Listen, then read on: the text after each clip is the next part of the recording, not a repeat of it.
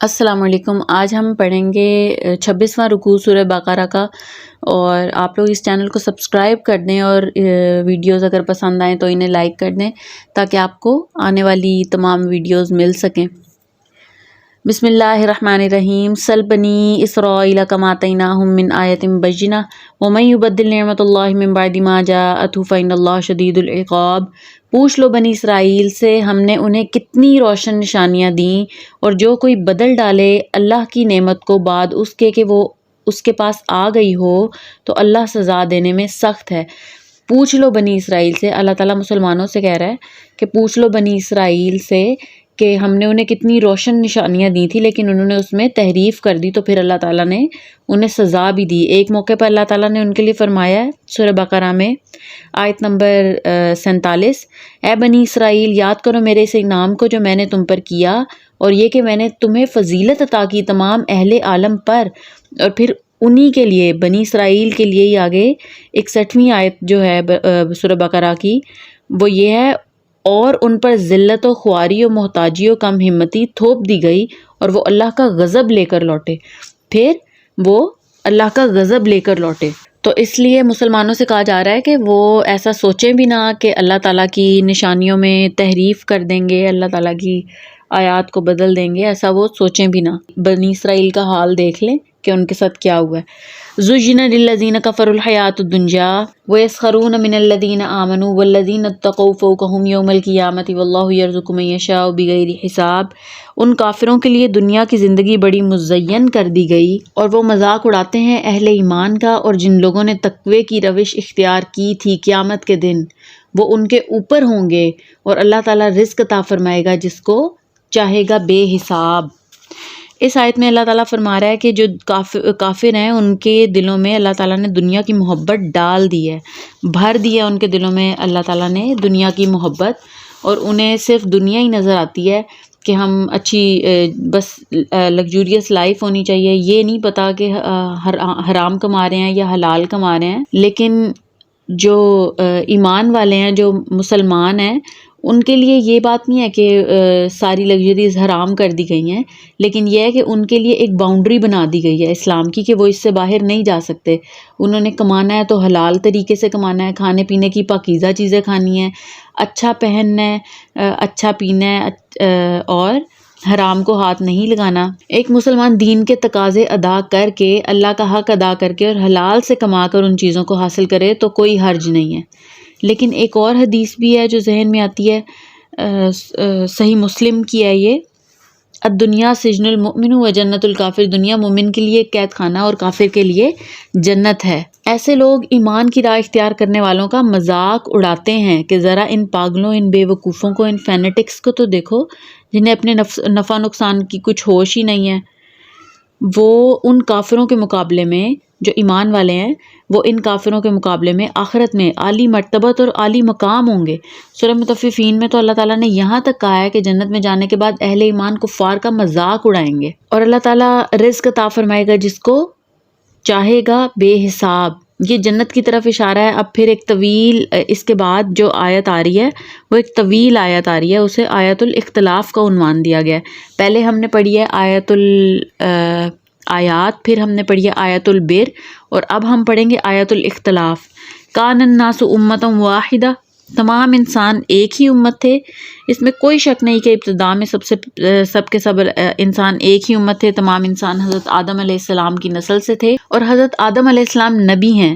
چنانچہ امت تو ایک ہی تھی جب تک ان کی گمراہی پیدا نہیں ہوئی، اختلافات پیدا نہیں ہوئے، شیطان نے کچھ لوگوں کو نہیں ورگلایا، اس وقت تک تو تمام انسان ایک ہی امت تھے۔ اب یہاں پر ایک لفظ محذوف ہے، ثم اختلفوا، پھر ان میں اختلافات پیدا ہو گئے۔ اختلافات کے نتیجے میں فساد پیدا ہوا اور کچھ لوگوں نے گمراہی کی روش اختیار کر لی۔ آدم علیہ السلام کا ایک بیٹا اگر حابیل تھا تو دوسرا قابیل بھی تھا۔ فبعث اللہ النبیین ومبشرین ومنذرین، تو اللہ نے نبی بھیجے جو خوشخبری سناتے اور خبردار کرتے ہوئے آئے۔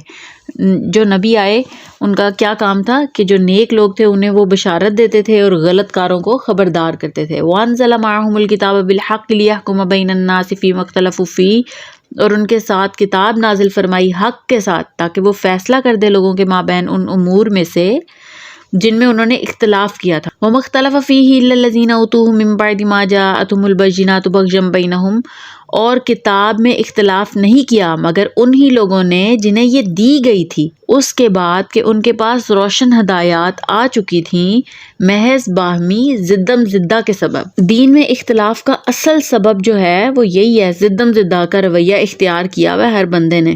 ہر بندہ کہتا ہے میں ٹھیک ہوں اور دوسرا بندہ غلط بول رہا ہے. حق کو قبول کرنے کے لیے کوئی تیار ہی نہیں ہے. دوسرے کی بات ماننا بڑا مشکل ہے انسان کے لیے. آدمی کہتا ہے میں اس کی بات کیوں مانوں، یہ میری بات کیوں نہ مانے. انسان کے اندر جہاں اچھے میلانات رکھے گئے ہیں وہاں اس کے اندر بری امنگیں بھی ہیں. جہاں انسان کے باطن میں حق و باطل کی ایک جو جنگ چلتی ہے اسی طرح یہ جنگ خارج میں بھی چلتی ہے. تو فرمایا جب انسانوں میں اختلافات رونما ہوئے تو اللہ تعالیٰ نے اپنے نبیوں کو بھیجا جو مبشر اور منذر بن کر آئے. مبشر یعنی خوشخبری دینے والے اور منذر مطلب ڈرانے والے. فَهَدَى اللَّهُ الَّذِينَ آمَنُوا لِمَا اخْتَلَفُوا فِيهِ مِنَ الْحَقِّ بِإِذْنِهِ، پس اللہ نے ہدایت بخشی ان لوگوں کو جو ایمان لائے اس حق کے معاملے میں جس میں لوگوں نے اختلاف کیا تھا اپنے حکم سے. وَاللَّهُ يَهْدِي مَن يَشَاءُ إِلَىٰ صِرَاطٍ مُسْتَقِيمٍ، اور اللہ ہدایت دیتا ہے جس کو چاہتا ہے سیدھے راستے کی طرف. اللہ تعالیٰ ہدایت جو ہے وہ اللہ تعالیٰ کی طرف سے ہے، وہ آپ کسی کو زبردستی نہیں مل سکتی. ہدایت کی دعا کی جا سکتی ہے کسی بندے کے لیے، لیکن ہدایت جو ہے وہ اللہ تعالیٰ کی طرف سے ہے. جسے اللہ تعالیٰ چاہتا ہے ہدایت دیتا ہے، جسے اللہ تعالیٰ چاہتا ہے گمراہ کر دیتا ہے. اب جو اگلی آیت ہے وہ بڑی سخت آ رہی ہے. صحابہ کرام رضی اللہ عنہم میں سے ایک بڑی تعداد مہاجرین کی تھی جو مکہ کی سختیاں جھیل کر آئے تھے. ان کے لیے تو اب جو بھی مراحل آئندہ آنے والے تھے وہ بھی کوئی ایسے مشکل نہیں تھے، لیکن جو حضرات مدینہ منورہ میں ایمان لائے تھے یعنی انصار، ان کے لیے تو یہ نئی بات تھی، اس لیے کہ انہوں نے وہ سختیاں نہیں جھیلی تھیں جو مکہ کے مہاجرین نے جھیلی تھیں. تو اب خاص طور پہ ان سے کہا جا رہا ہے. قرآن مجید میں یہ اسلوب عام طور پر ملتا ہے کہ الفاظ عام ہیں لیکن کسی خاص طبقے سے کہا جا رہا ہے یہ.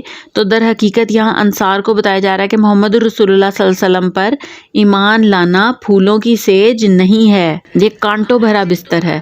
ام حسبتم ان تدخلوا الجنہ، کیا تم نے یہ سمجھ لیا کہ یوں ہی جنت میں داخل ہو جاؤ گے. ولما یأتکم مثل الذین خلو من قبلکم، حالانکہ ابھی تک تمہارے اوپر وہ حالات وہ واقعات وارد نہیں ہوئے جو تم سے پہلوں پر ہوئے تھے. کون پہلے؟ جنہوں نے پہلے اسلام قبول کیا تھا، جنہوں نے مکہ میں حضرت محمد صلی اللہ علیہ وسلم کو مان لیا تھا. مستہم البأساء والضراء وزلزلوا، پہنچی ان کو سختی، بھوک کی اور تکلیف، اور وہ ہلا مارے گئے. حتی یقول الرسول والذین آمنوا معہ متی نصر اللہ، یہاں تک کہ وقت کا رسول اور اس کے ساتھی اہل ایمان پکار اٹھے کہ کب آئے گی اللہ کی مدد. الا ان نصر اللہ قریب، اب انہیں یہ خوشخبری دے دی گئی ہے کہ آگاہ ہو جاؤ، یقیناً اللہ کی مدد قریب ہے. یعنی اللہ تو اہل ایمان کو آزماتا ہے، اسے کھوٹے اور کھرے کو الگ کرنا ہے، اس لیے وہ تو آزمائے گا کون آزمائش میں پورا اترتا ہے اور کون آزمائش میں پورا نہیں اترتا. اس سے پہلے جو آیت نمبر 155 میں وَلَنَبْلُوَنَّكُمْ بِشَيْءٍ مِّنَ الْخَوْفِ وَالْجُوعِ وَنَقْصٍ مِّنَ الْأَمْوَالِ وَالْأَنفُسِ وَالثَّمَرَاتِ، اور ہم تمہیں لازماً آزمائیں گے کسی قدر خوف اور بھوک سے اور مال و جان اور ثمرات کے نقصان سے. یہ کوئی پھولوں بھرا راستہ نہیں ہے، پھولوں کی سیج نہیں ہے، حق کا راستہ کانٹوں بھرا راستہ ہے. ذہنی طور پہ تیار ہو جاؤ اس کے لیے. اس راستے میں اللہ کی مدد ضرور آتی ہے لیکن آزمائشوں اور قربانیوں کے بعد. چنانچہ صحابہ کرام رضی اللہ عنہم کو پھر سورۃ الصف میں فتح و نصرت کی خوشخبری سنائی گئی جبکہ غزوہ احزاب واقعہ ہو چکا تھا اور محمد رسول اللہ صلی اللہ علیہ وسلم اور آپ کے ساتھی اہل ایمان رضی اللہ عنہم شدید ترین امتحان سے کامیابی کے ساتھ گزر چکے تھے. تب انہیں ان الفاظ میں خوشخبری دی گئی وَأُخْرَىٰ تُحِبُّونَهَا نَصْرٌ مِّنَ اللَّهِ وَفَتْحٌ قَرِیب، اور جو دوسری چیز تمہیں پسند ہے وہ بھی تمہیں ملے گی، اللہ کی طرف سے نصرت اور قریب ہی میں حاصل ہونے والی فتح. وَبَشِّرِ الْمُؤْمِنِينَ، اور اے نبی اہل ایمان کو بشارت دیجئے صلی اللہ علیہ وسلم، اپنے اہل ایمان ساتھیوں کو بشارت دے دیجئے کہ اب وہ وقت آ گیا ہے کہ اللہ کی نصرت کے دروازے کھلتے چلے جائیں گے. یسألونک ماذا ینفقون، یہ آپ صلی اللہ علیہ وسلم سے پوچھتے ہیں کہ کیا خرچ کریں، یعنی انفاق کے لیے جو کہا جا رہا ہے تو ہم کیا خرچ کریں، کتنا خرچ کریں؟ انسان بھلائی کے لیے جو بھی خرچ کرے تو اس میں سب سے پہلے حق کن کا ہے۔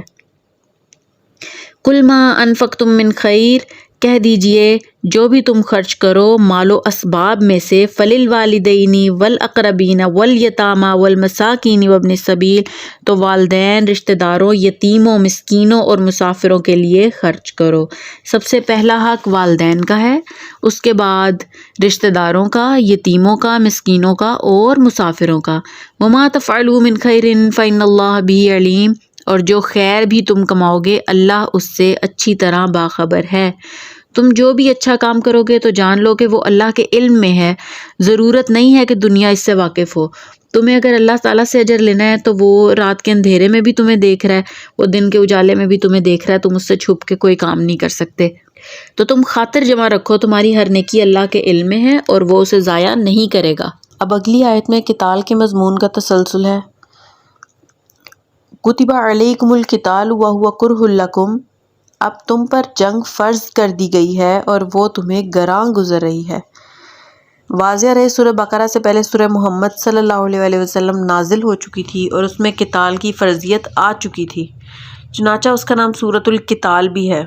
اس حوالے سے کچھ لوگ پریشان ہو رہے تھے، خاص طور پر منافقین، کہ صلح جوئی سے کام لو، بس دعوت و تبلیغ کے ذریعے سے لوگوں کو سیدھے راستے کی طرف لاؤ، یہ جنگ و جدال اور لڑائی بھڑائی تو کوئی اچھا کام نہیں ہے، اس میں تو بہت خرابی ہے۔ ان کے علاوہ ایسے لوگ بھی تھے جن کا بھی تازہ جنہوں نے اسلام قبول کیا تھا، ان کا ایمان قدرے کمزور تھا، وہ منافق تو نہیں تھے لیکن یہ کہ انہیں لڑائی کرنا گراں گزر رہا تھا، ایمان مضبوط نہیں تھا ان کا، ابھی وہ تربیت کے مراحل سے گزر رہے تھے۔ ان میں سے بعض لوگوں کے دلوں میں انقباض پیدا ہو رہا تھا۔ یہاں قتال کی فرضیت کے لیے جو ورڈ آیا کتبہ، اس سے پہلے یہ لفظ روزے، قصاص اور وصیت کے ضمن میں آ چکا ہے۔ کتب علیکم الصیام، کتب علیکم القصاص فی القتلى، کتب علیکم اذا حضر احدکم الموت ان ترک خیرا الوصیہ، فرمایا کہ تم پر جنگ فرض کر دی گئی ہے اور وہ تمہیں بری لگ رہی ہے۔ وَعَسَىٰ أَن تَكْرَهُوا شَيْئًا وَهُوَ خَيْرٌ لَكُمْ، اور ہو سکتا ہے کہ تم کسی شے کو ناپسند کرو اور وہ تمہارے لیے بہتر ہو۔